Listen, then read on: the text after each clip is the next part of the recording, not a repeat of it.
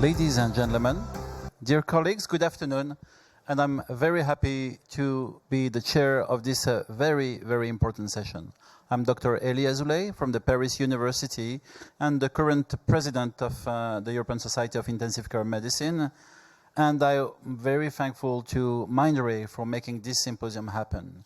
This symposium will be a unique opportunity for all of you to understand what is data science, how we can use data science to accurately predict events, and also with the groundbreaking project that was selected from the 2023 3G from Berlin. We are going to have information on the data-driven patient safety project.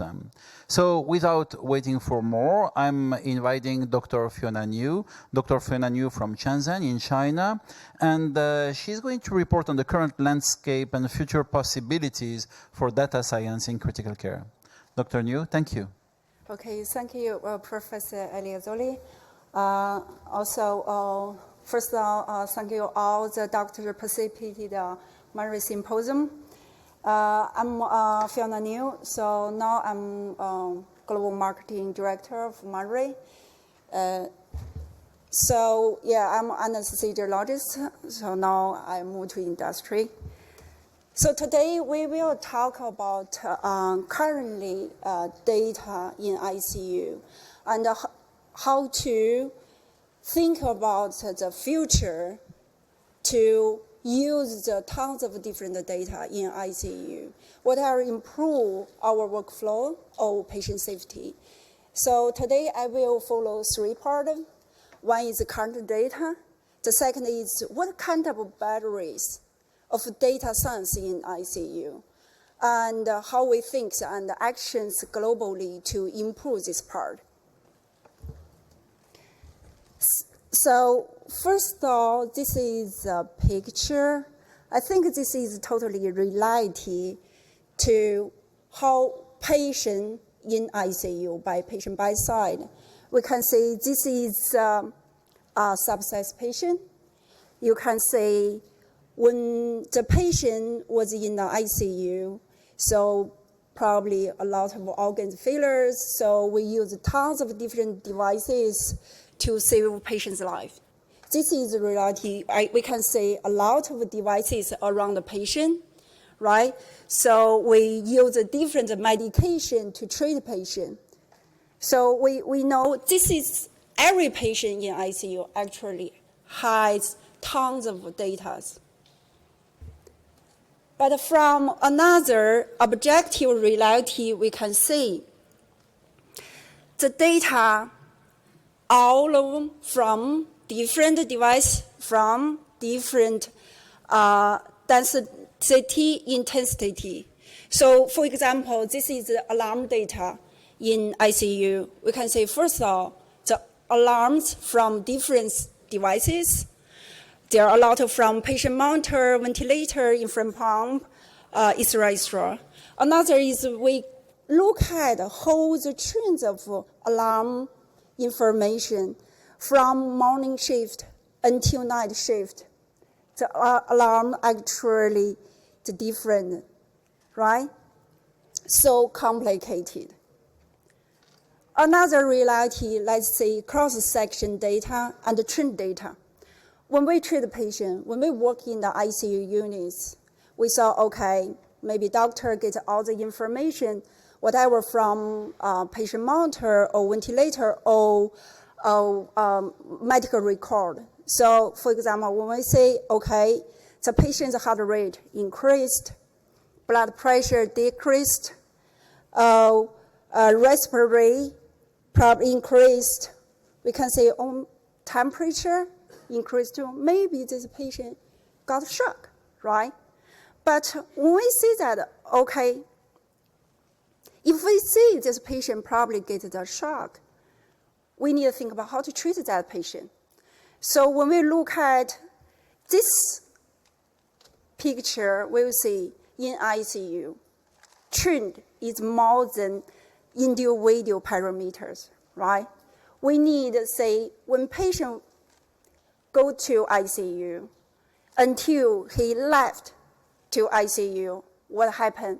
the patient get recovered or get worse, right? So we will see this trend is really important. So there are some of the sentence that talk about the patient in ICU probably is use money to buy the time to save their lives.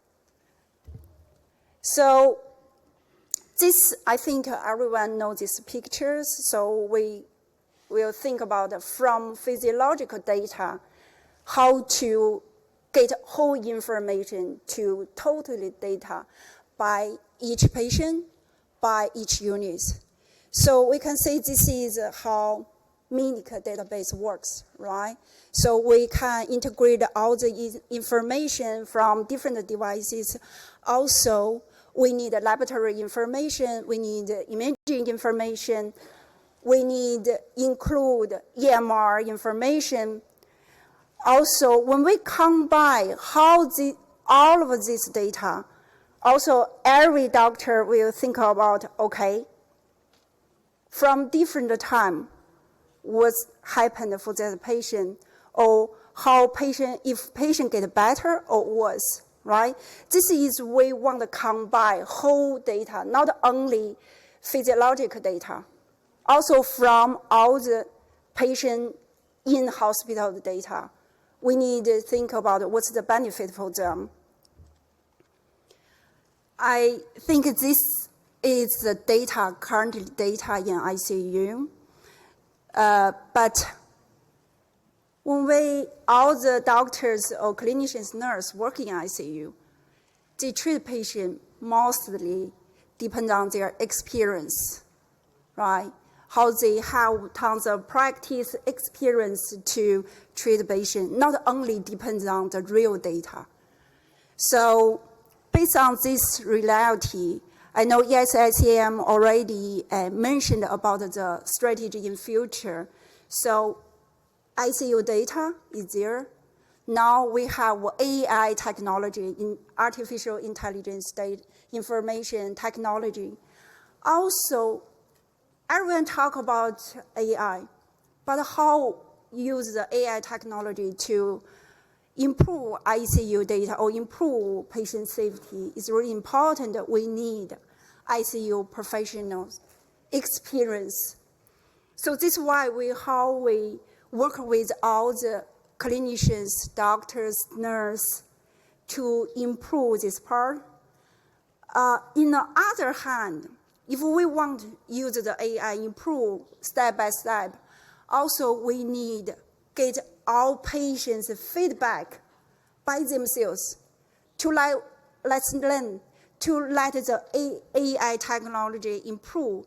This is totally loop circle to improve this part. So based on this, we can say what's the history in healthcare use the AI technology. So we have a lot of, first of all, you need to have data. Data is there. The second is you need to have a proposal for the model or solution. And also you need to validate and test, right? Also, we want to talk about, okay, we evaluate if against the workflow, no one wants to use it. So we want to integrate the workflow to improve this part, and then we get the outcome, right? This is how we think about the AI technology. But now we know when we really think about the ICU data, there are a lot of gaps. What happened? So how to improve this gap to get the technology in the future? So this is actually study show if we really want to implement that part, there are really important 5 factors. So we can say one is clinical value and safety. So we know AI technology in our life quite like everywhere, right? It's everywhere. When we use a phone, when we tweet something, when we use some apps to check something. So after that, they will send you more that relative information, send you all of that, what you are interested in. But for the healthcare, we need to be careful. because this is patient, it's a human being. So we wanted to use all the technology, build up the tools to improve really for the clinical value, also improve that part is show the evidence is really important for the safety. So this is important part. The second is we need to think about all the data. All we want to integrate, get the information is fairness and equity. Everyone talk about equity, but think about each country, each region, each race.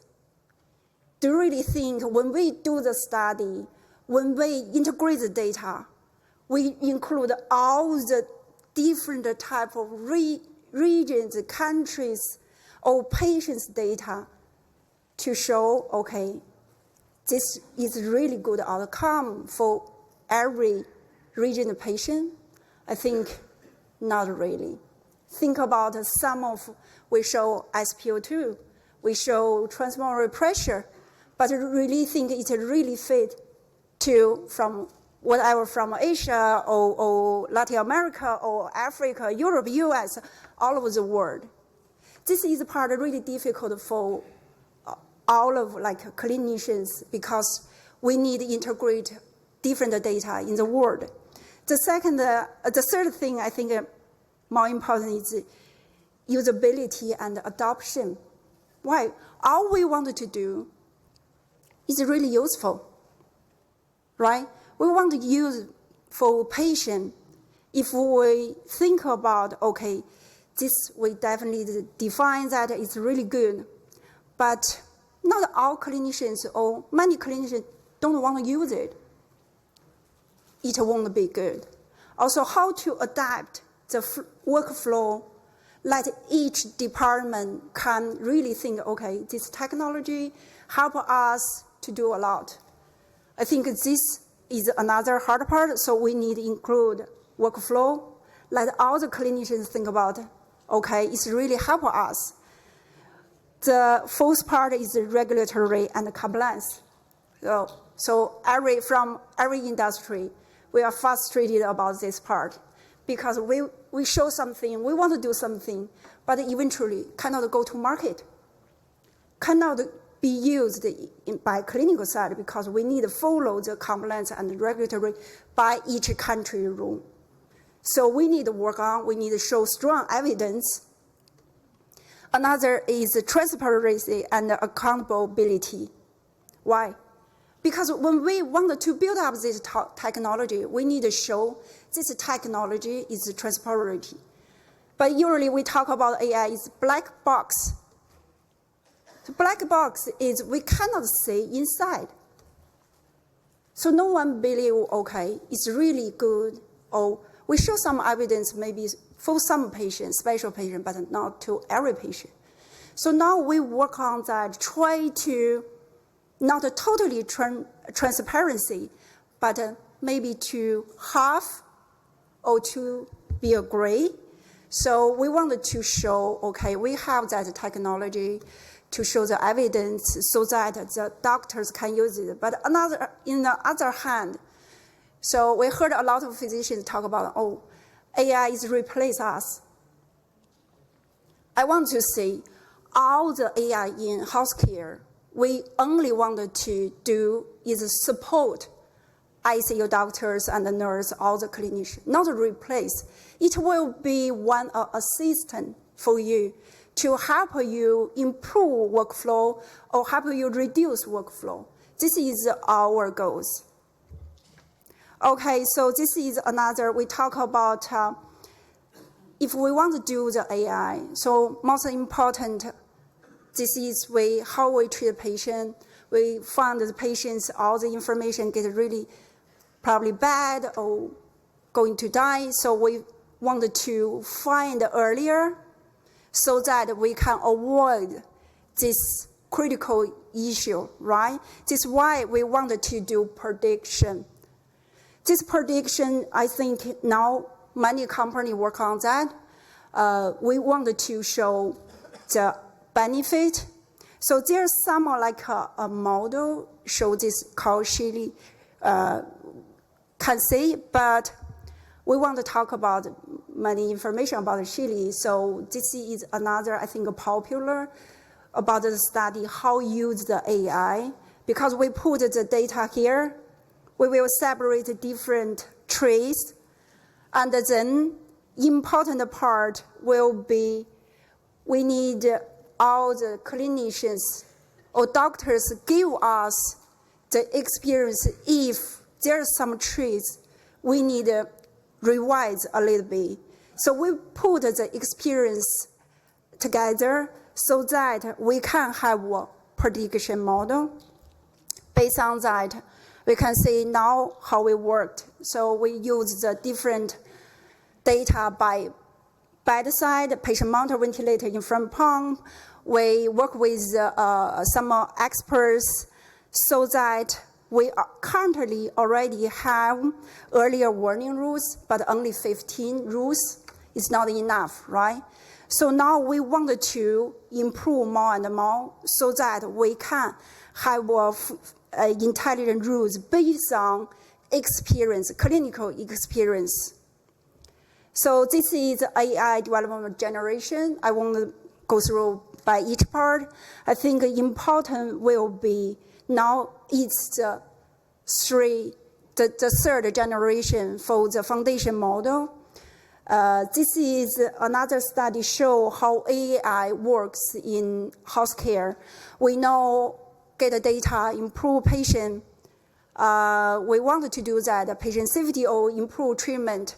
But I want to mention another AI technology, how help our clinicians for the paperwork.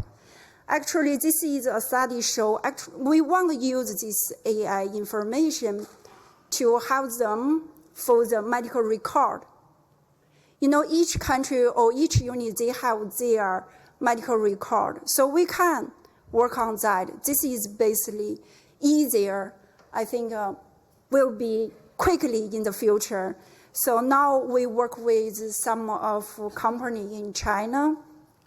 So we will get all the data from bedside, from laboratory, from imaging, from EMR, and then we will individual the clinical condition injury and help them finish the clinical record writing. I think that will be soon. Next year we will launch this function. Okay, so I think I just quickly talk about the currently data in ICU, also what's the future, how from industry think about use the technology to improve this part. Definitely, we need to work with our clinicians in ICU. Without you, we couldn't do it. Even we have the technology, we need your experience, experts, practice to help to revise that technology. So let's work together. Thank you, everyone.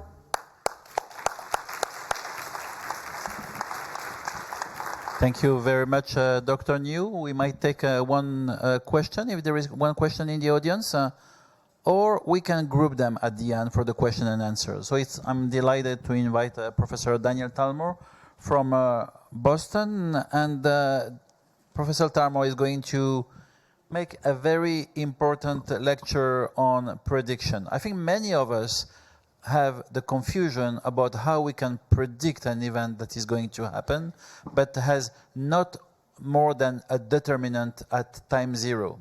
And this is very different than what other models are reporting as machine learning results. So we count on you, Danny. Thank you. Thank you. So first of all, thank you for inviting me. Thank you for putting together this great symposium. I'm going to talk about predictive models in the ICU, and I'm going to give my very personal take on it. And like most things in the field of artificial intelligence in medicine, this lecture is almost evidence-free. So I'll tell you when the important evidence comes up. So first of all, just to review a few terms because they get thrown around a lot. So artificial intelligence is the science and practice of creating machines that appear to be intelligent. Machine learning is where computers learn by examples rather than hard-coded rules. Generative AI produces content. So it learns and then it produces content that could be ChatGPT or images or even music. Multimodal models are a type of AI that accepts different types of input. And that's really what we're looking at in our ICU, because the input will be waveforms, it will be numbers, it will be images, it might be laboratory tests, it might be more complex tests that are generated. And then a foundational model is a large model that's trained on multiple data types and can go beyond what it was originally intended for. And people who would like a great introduction to the field of artificial intelligence in medicine, I highly recommend this paper by my friend Michael Howell in the BMJ Quality and Safety this year. Now, how is it all possible? It's of course possible because of the tremendous advances in computing power. So that Cray computer in the middle, 32 gigabytes of storage, was considered a strategic asset by the US government in the 1980s. They wouldn't sell them to foreign countries. Now your iPhone in your pocket has 100 times more computing power than that Cray computer. So these advances in computing power make it all possible. And those advances are quantified through Moore's law. And Moore's law states that computing power continues to advance every 18 months. And you can see it's on an upward trajectory. So we may be even exceeding Moore's law. And if you look back even as close as 2015, computer capability has grown exponentially even since then. And that's going to be relevant because I'm going to show you a project we initiated in the mid-2010s and how it might be implemented today. Now, AI is really at peak hype right now. So this is something called the Gartner cycle of hype. You can see there's a innovation followed by a peak of inflated expectations, a trough of disillusionment, a slope of enlightenment, and a plateau of productivity. And most things to do with artificial intelligence are here in the peak of inflated expectations. So if you read the literature, and there just a quick PubMed search showed up 40,000 papers on the topic, we are at a peak of expectations. It will transform medicine in the next 3 years, in the next 5 years, in the next 10 years, and maybe not. So here's the one piece of evidence in the paper in this talk. Which of these has proven benefits for human beings? Wearable technology, the Internet of Things, precision medicine, big data, artificial intelligence and machine learning, or beer? And the obvious answer is beer. Beer has proven health effects. All the rest are right now at that cycle of hype. So Dr. New showed this slide, but these are the current uses of AI in medicine. We use them to track outbreaks of epidemics. That's very useful, obviously. Image analysis, this is probably where we're the farthest along. And if you have kids going into medicine, don't suggest they become radiologists or pathologists. Clinical trial performance, so finding patients for clinical trials. Retrieval of medical information, and I agree with one of the last things Dr. New said, that use of AI to do the boring stuff in medicine will probably be one of the first and most important uses. So nobody wants to write a discharge note. In my hospital, a discharge note can be 50 pages of cut and paste, unreadable. Nobody will ever read it, when ChatGPT could turn out, 1 page of really crisp text. Operational organization, and this touches on what I'm going to say in the future. How we organize our hospitals. That is a current use of AI. Now, AI in critical care medicine largely centers around trying to help the individual patient. And in that help for the individual patient, people seem to have focused on sepsis. And developing prediction models for sepsis, there are probably 20 startup companies in this field, each one filled with mathematicians who think that only if only physicians knew that the square root of the heart rate multiplied by the respiratory rate divided by the blood pressure indicates you're going to get sick in 4 hours, then everything would be good. So they developed these models. One of the first was this, published in Nature Communication. This is from Singapore. And they showed that their computer-generated models, which in the middle you can see had patient information, vital signs, lab results, and treatments. They could build a predictive model that exceeded all of the manual models we use, so SOFA, Muse, QSOFA, et cetera, and actually exceeded physicians' predictive abilities. And you can see here in blue, those are the positive sepsis cases that the model predicted versus the clinicians in the lighter color. And in sepsis negative, it did not predict sepsis where clinicians did predict. So this model seemed to perform pretty well. This paper, which came out in another Nature publication this year, took a model. This is a model developed by Epic. Epic is the largest supplier of electronic medical records in the US. This was an alert built into the Epic record in emergency rooms in San Diego. And they found that using this sepsis alert within their medical record, they could reduce in-hospital mortality, they improved sepsis bundle compliance, rate of antibiotics administered, rate of repeat lactate measures, and rate of administration of fluids. So all of these were improved. But if you look at the details, so mortality improved from a pre-intervention rate of 10.3% to a post-intervention rate of 9.5%. Because of the large numbers involved, that was statistically significant, but it might not be clinically significant. And there are downsides. And the downsides were summarized in this paper out of Amsterdam. So no large randomized control trials have really demonstrated the benefit. This was an observational trial in San Diego. Sepsis alerts may trigger unnecessary use of antibiotics, unnecessary use of lab testing, unnecessary fluid administration. The proprietary nature of the AI tools means that we don't really know what they're looking at. And it would probably be difficult for us to unpack it, not being statisticians and mathematicians. So it's not transparent, and we should really be very careful about using these individual level patient prediction models. Now, they will improve.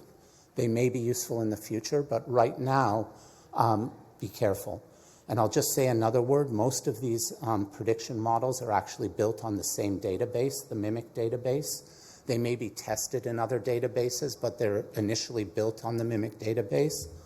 MIMIC database is from my hospital in Boston, Beth Israel Deaconess, and the number of physicians who took care of patients in there is about 100. So over 25 years, about 100 people participated in care there. I'm talking about attending physicians. Of course, there were large teams. So you're betting that we are the greatest physicians in the world, and secret, I'll tell you, is we're not.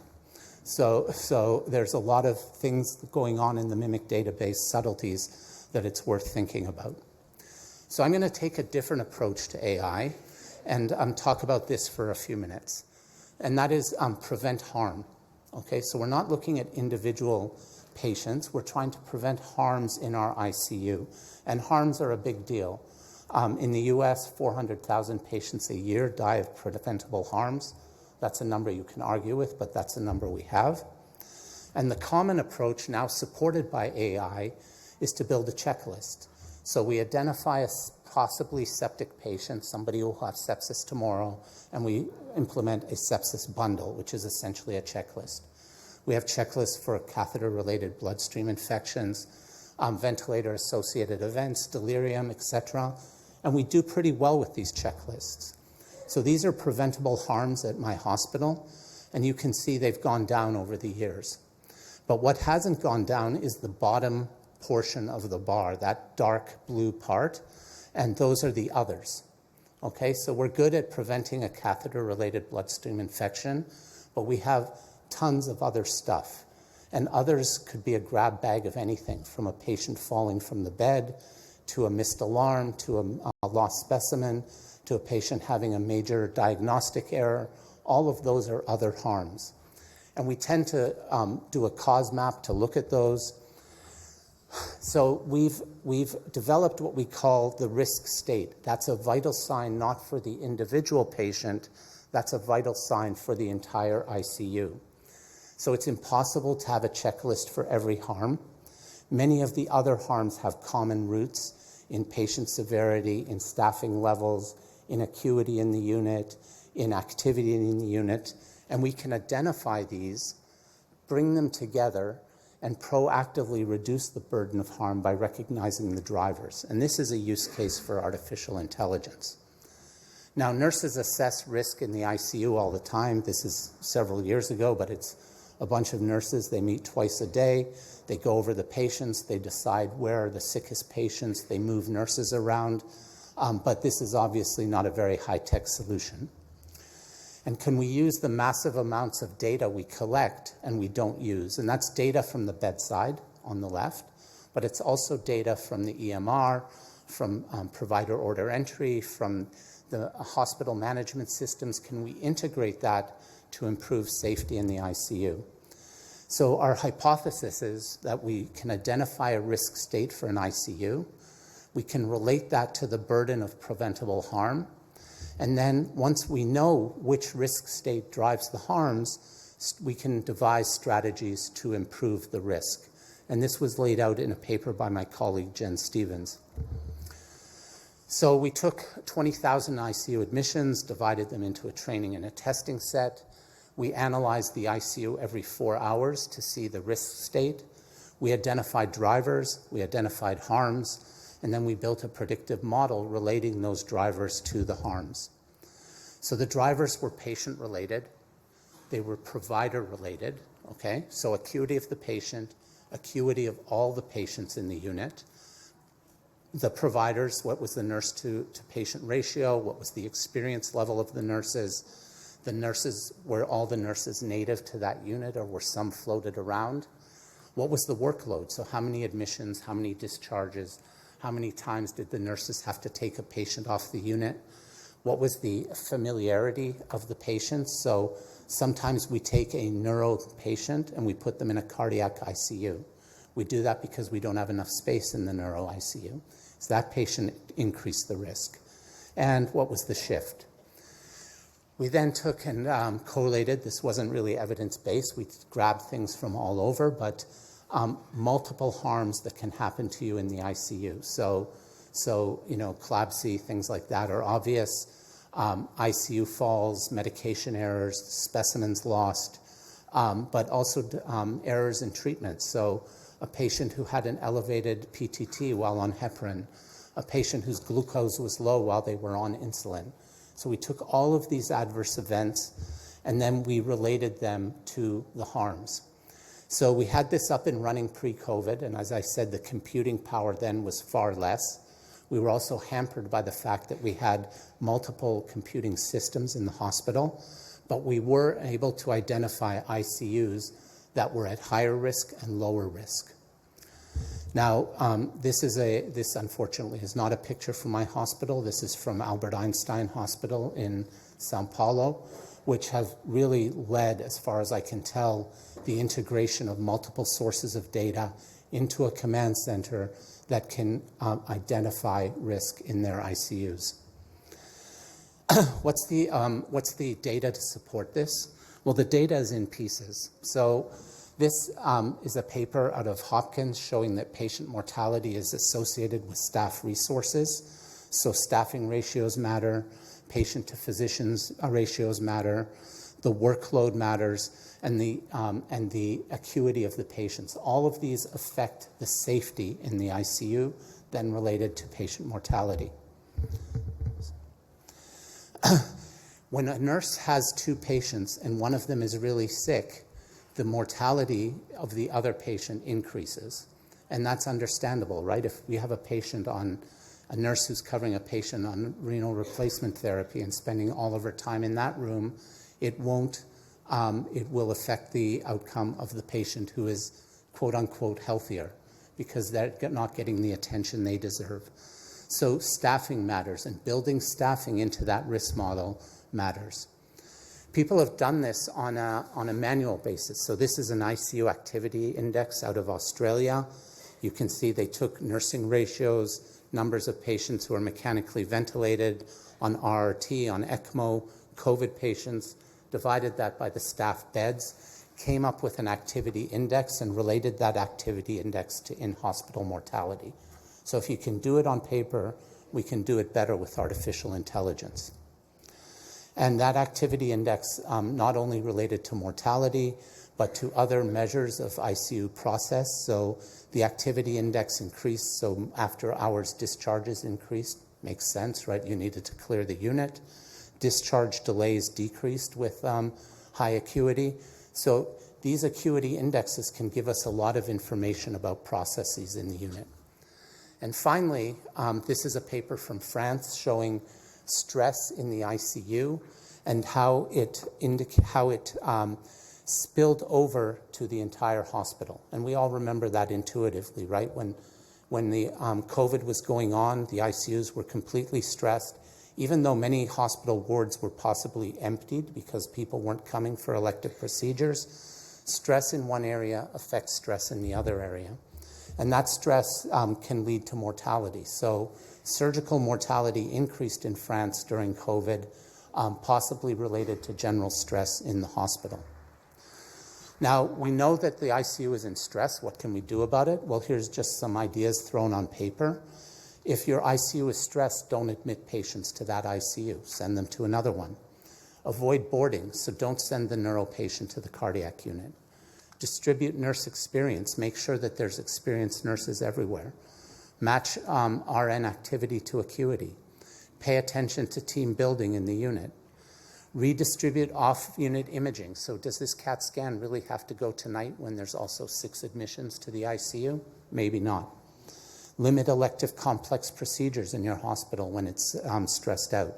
And finally, keep patients at home. So the paradigm shift is this. We current state measure acuity on the patient level.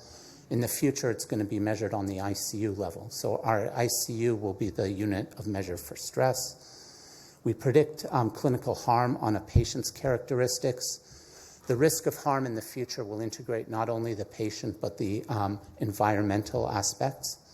And specific types of patient harms are individually measured and improved, but harms will be aggregated and reduced as a whole, because reducing one-offs and two-offs is not a feasible thing with checklists.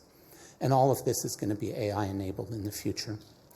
So a paradigm shift. I won't read through this because we're out of time, but I believe that this is the direction that AI will be going in the future in the ICU. Thank you very much. Thank you very much, Prof. Talmor. This is a really, really important lecture. I would recommend that you come close to me, as well as Dr. New. And it's my pleasure to invite the winner of the 3G 2023, Dr. Anne-Rick Flint from Charité Berlin. And she's going to make an important lecture about alarm fatigue and all that is surrounding, I would say, this new ICU area. Thank you very much, Anne. Thank you so much. Hi, everybody. My name is Anne Flint. I'm from Charité Berlin, and today I'm presenting a talk on data-driven patient safety, smart alarm management on the ICU. Briefly, my conflict of interests. And a big disclaimer up front. I am not an ICU physician, and I think for the ESICM, this is kind of unique. And here you can see my team. I lead this working group on intelligent monitoring with 2 of my colleagues, Lina and Akira, and we have a large team behind us with a variety of backgrounds, and I think this is important for the future of intensive care medicine, that we have exactly this, interdisciplinary teams and people from different backgrounds who help you work and manage the complex environment that is the ICU today. So I want to focus my talk in 2 sections. First of all, alarms today and alarms in the future, and to give you a bit of an insight about how we think about the status quo of alarm research. So briefly, one vital sign over time, and every physician or nurse knows this, you have high and low thresholds. If they differ, you have red alarms, yellow alarms, and you probably most likely should do a clinical action afterward. But what happens in reality? And this is a glimpse of it.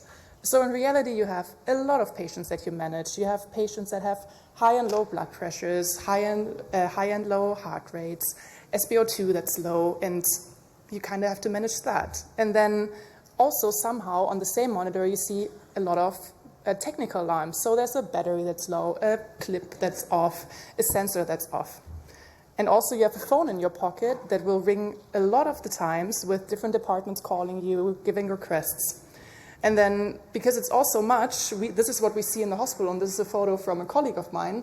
You note down on your arm, on your scrubs, things you should remember. And all of this leads to, okay, but how do you make a decision?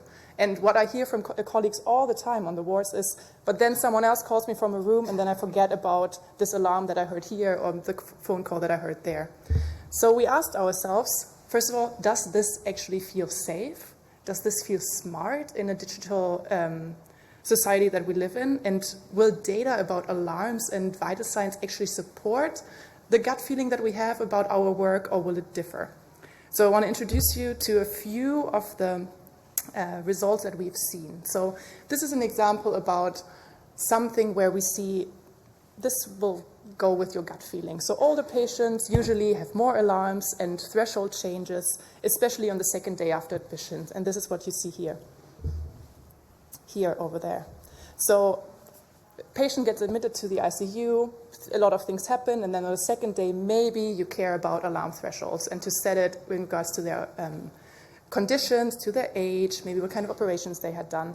But what you can also see in this graphic is that the alarm load really doesn't differ. And the amount of times you change alarm thresholds throughout the patient's day, and this you can see on the bottom, time after admission in hours, really nothing changes. Probably because what you saw before. A lot of things happen, a lot of alarms ring, and then you don't really care for the settings of each specific patient. So what we thought then, is it alarm threshold that we should change to reduce the amount of alarms?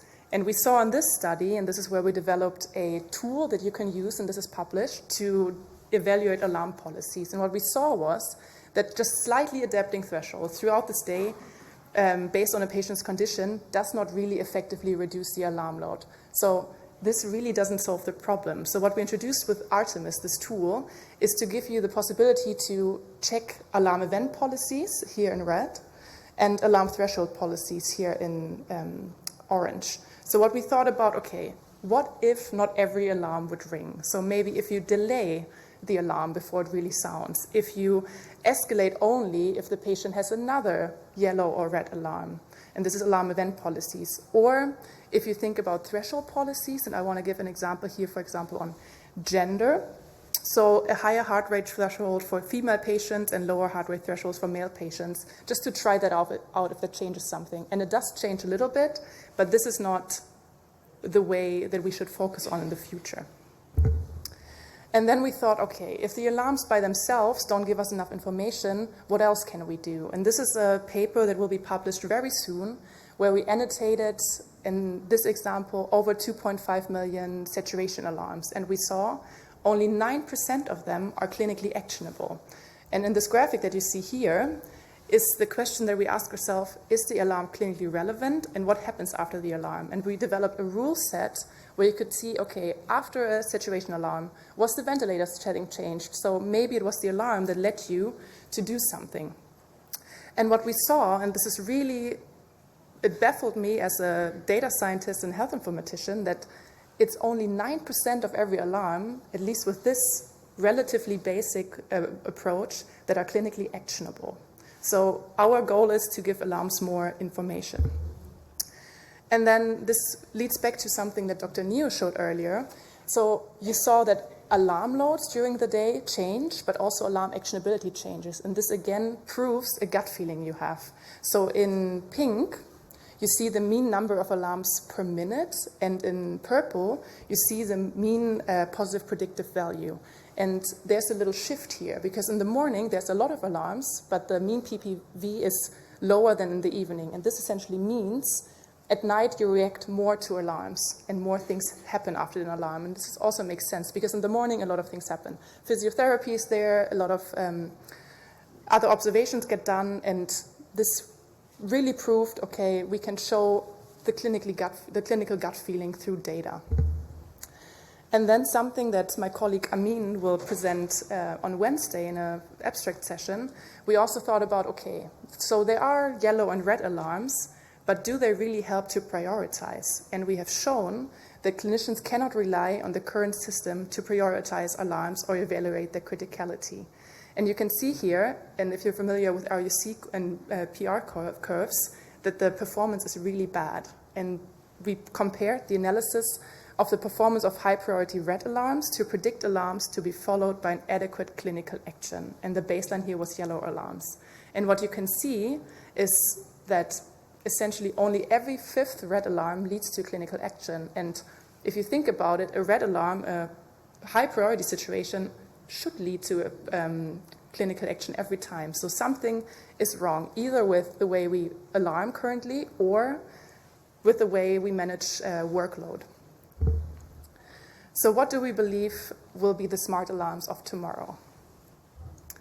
And this is where I was very excited to be invited today as the winner of the 3G grant. And this project that we will lead in the next 3 years is called SafeMind, Smart Alarm Management for Enhanced Patient Monitoring and Increased Data-Driven Patient Safety, a Machine Learning Approach. And our big question was, how can alarms be safer and smarter? And you saw the different problems in the excerpts of the research I showed you. We have false alarm, we need to reduce false alarms. And the problem here was less than 10% of alarms are actionable, and the other 90 are either non-actionable alarms or artifacts. And we need to prioritize alarms differently, because you also saw the current system of red, yellow, and technical alarms does not prioritize effectively. So what could we do here? Our goal with this project is to combine all the different research results we have to improve the positive predictive value while keeping high sensitivity, and to also introduce different levels of urgency based on clinical actionability. And what does this mean? When an alarm sounds, we want you to be sure as clinicians and nurses that it's highly likely that attention is needed. So if you remember the situation from before, where a lot of alarms ring, you get phone calls, everything happens, but then in an optimal world, a red or yellow alarm rings, you know you have to do something. And this would be drastically different from the reality that you experience today in the clinics. So the other two problems are in regards to data integration and adaptable algorithms. The problem today is that alarms are based on a single value. There are options where you can combine alarms from different patient monitors, and this is possible for many vendors out there, but this is rarely used in the clinics, because then it's like, who really uses that, and there's no workflows for that. And you also have alarms that are disconnected from patient characteristics and history. And what does this mean? As a clinician, the more you know, and a nurse, the more you know the patients that are on the ward, you know that patient X always has high blood pressure, so you don't really need to act on the alarm that sounds, for example. So what if we can connect the alarms to patient characteristics and history, so we kind of learn that and maybe mute the alarm in the future? So what we want to do is to move away from simple threshold alarms and develop adaptable, patient-centric, machine learning-based alarms. Because what will this open up? We will open up a multi-parameter AI or ML-based smart alarm to support clinical decision-making. Because this is what we want to do. We want to help you manage this complex environment of an ICU better. And we believe that something that's very close to you, alarms and vital sign monitors, is the key to help you do that. And these are the take-home messages for today. So alarms today, less than 10% are clinically actionable. Alarm thresholds really don't help you to reduce alarm loads, and the current system does not help you evaluate criticality. So in the future, we need to integrate, for smart alarms, data across devices and vendors.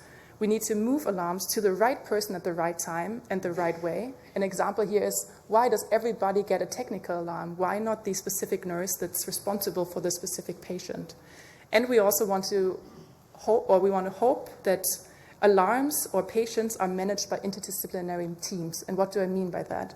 You saw that AI will become even more prominent in the future. And I think it's a great opportunity for people like me to be on stage today to show you that we can help you.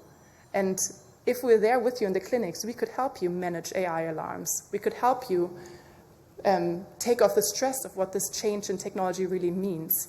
And I really believe that we need nurses, we need clinicians, physiotherapists, we need data scientists on the ward as well. Because what's really important is that we are not siloed in our F&E endeavors in research institutes. We need to be here. And this is why I'm very thankful that I got invited today to this panel. And I really hope that we stay in touch. And I really hope to bring some examples of the smart alarms to the next ESICM.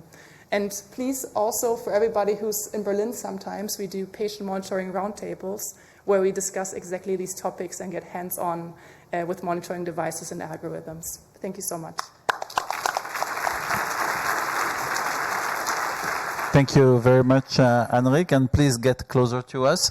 We are going to have time for questions, comments, and maybe controversies.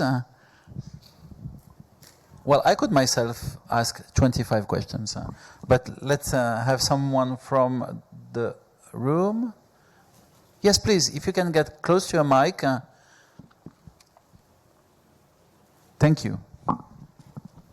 Thank you very much for these presentations. I had a question for the last speaker regarding an AI system for managing these warnings.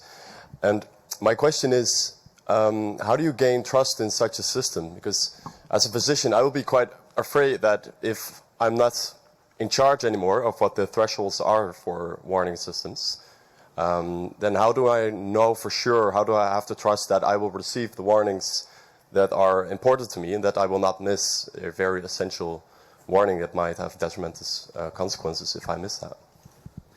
Thank you for your question, and I think this is something we answer all the time. And I want to get a bit of a different perspective on it. The problem these days with alarms is so big that whenever we say there's a tool you can try out, our staff says, let's have it and let's try it.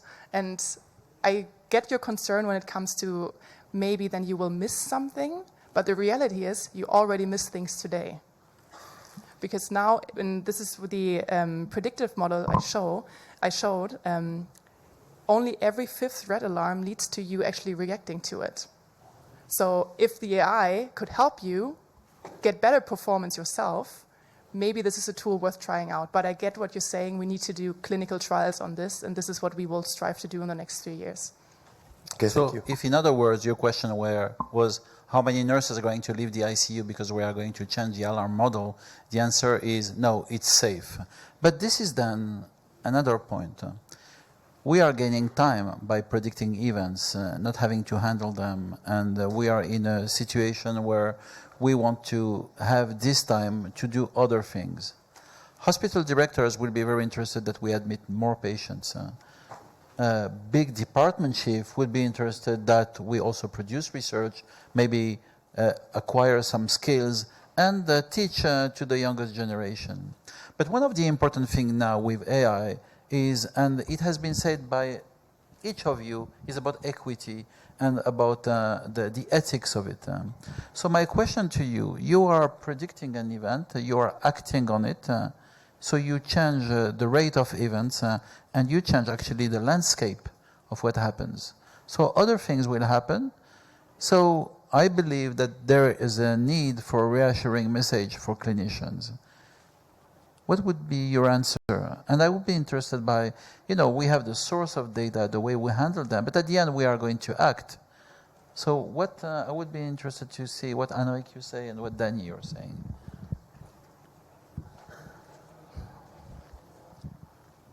It's a good question, and it really gives some time to think about reassuring clinicians in the way of working, right?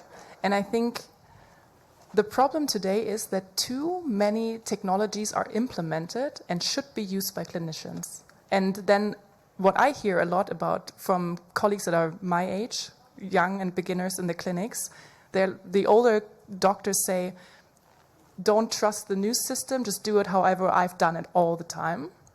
So I see very well what you mean.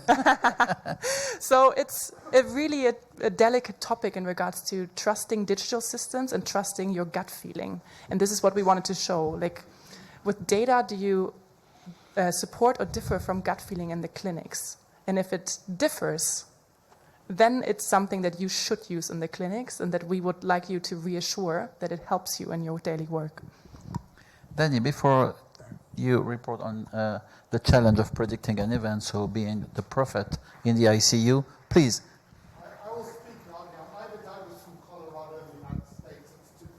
Oh, everyone knows you. How do you do? Dr. You have a mic just behind you. Thank you. Thank you so much. Good afternoon. At least now I don't have to shout.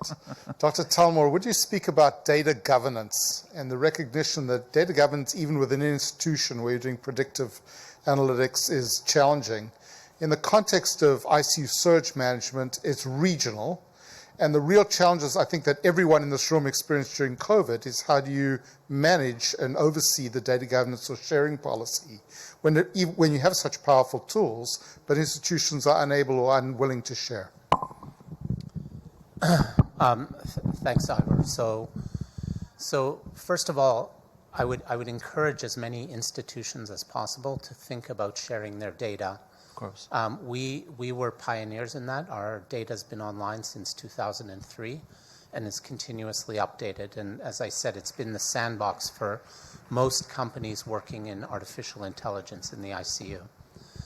But what I described, so just segue, what I described is the perfect use case in a scenario like COVID. So how did we manage resources in Boston? A representative from the ICU at each hospital got on a call twice a day. Everybody compared how many ICU beds were open and then which hospitals needed to transfer patients. But it was all subjective. It was all really based just on the number of beds, not on the acuity in the individual units.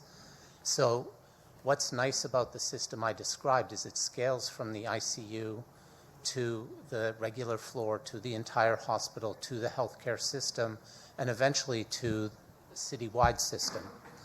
So how do we get from here to there? I don't know.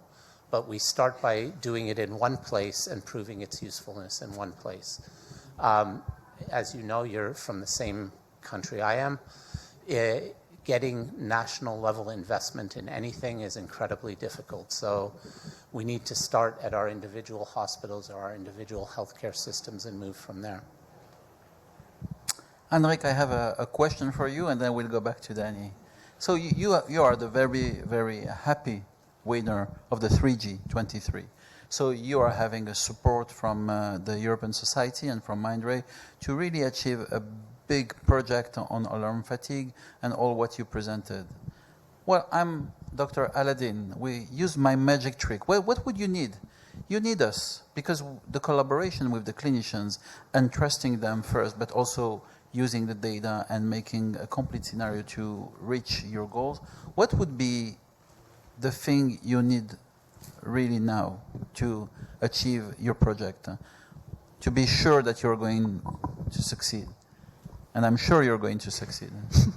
Thank you so much. I think what we need is more people analyzing their alarm data, because we are quite alone in the field of alarm research. There was a resurgence of alarm research around 5 to 6 years ago, and then COVID happened, and then everybody forgot about alarm fatigue because other things were more pressing. So I would really invite you to investigate what's your alarm situation. And we have an alarm fatigue questionnaire out there, so you can investigate, do you actually have the problem and how big is that? And also get your hands on the alarm data. I know it's hard, and the annotation you saw, we went with USB sticks and exported the alarm logs from our monitors. So this is also the invitation to industry to really help us extract the alarms, because it was a lot of work. Thank you very much. We have a question, but I'm still willing to ask to Danny something. Thanks, Please. Hatem Al-Qadi from Sydney. My comment to Danny is regarding a peculiar situation. So beside my background as an ICU specialist, recently I became the Director of Safety and Quality for my whole hospital. And in reflection to your talk, I think it was like when I started getting everything read, all the hospital-acquired complications, and to get my journey with a little bit of background in the digital health as well and data science, to start correlating things together. And it took me nearly 6 months to be able to get the case mix index where it's increased, or the activity index for the hospital when it's increasing. This is a time that I do have higher hospital-acquired complications, and particularly staffing levels, getting all this, and even like things like well-being of the staff, their level of leave, their level of activity, their level of education, juniority versus seniority. And took very long while to be able to get this. So first, I liked your cautious optimism about the use of the AI in the future. But my question for you is regarding the relying only on the AI. I don't think that particularly this gives us the full picture, and we have to get these different hats like multidisciplinary approach to be able to identify the question first before we be able to proceed towards getting answers. What's your thoughts about it? So, in full disclosure, she won the 3G grant and I lost it. So you can, you're talking to the loser here. But let's let's get to your question. So first of all, it's great that your hospital has taken a busy clinician and made them in charge of quality and safety, because too often it's people who don't really live the shared experience of taking care of patients.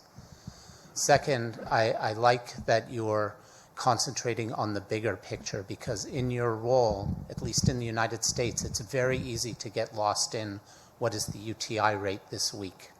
How many catheter-related bloodstream infections are there? And you have to report all that data, and it takes up all your time. So you're busy with little tactical issues rather than taking a look at the big picture. But undoubtedly, there are things that influence patient safety that aren't just whether they got chlorhexidine that day or not. And and taking that broader view of patient safety is incredibly important. Now, we're a while away from AI in this area. I think we're at the point where we can start to do it. But I suggest taking that Australian acuity index or activity index and seeing how that works in your ICU, in your floor, in your hospital. Try to start showing that relationship between, patient acuity and staffing and nursing experience, and how that comes together to predict outcome. And then you can start to influence those things, because once you've shown that they matter, administrators will start to listen. Thanks. Thank you very much. Danny, I'm sorry for using the room one more minute. So you spoke about preventing events, so predicting to prevent. Of course, people would be interested to prevent cardiac arrest, hypotension, septic shock, desaturation. But you are a physiologist, so please surprise us. What would be the thing you would like to prevent that would be very meaningful for our community of ICU specialists? Sorry. Yeah, caught me off guard with that one. So I in spite of the fact that I talk about the bigger picture and patient safety and the ICU as a whole, there is absolutely incredibly important work to be done in things like alarm management, in things like identifying specific patient deterioration. I'm a ventilator person, so if I could have my druthers, I would have automated detection of dysynchrony and ventilator dysynchrony, and that would really make me happy. But I don't, when I speak about the larger picture, I don't want to take away from things like alarm management and specific patient prediction. Alarm management, learning alarm management that learns from the individual patient, I think is going to be incredibly important in managing our stress levels in the ICU, and will relate back to what I was talking about, because if the nurses are constantly harassed by false alarms, they're not going to be doing their real job. Absolutely. Thank you very much. So I wish you a very good live conference, and we all meet together at 4 p.m. for the welcoming ceremony. And have a wonderful conference. Thank you. Thank you. Thank you, everyone participating in the Mindray Symposium. Thank you, all professors, support us.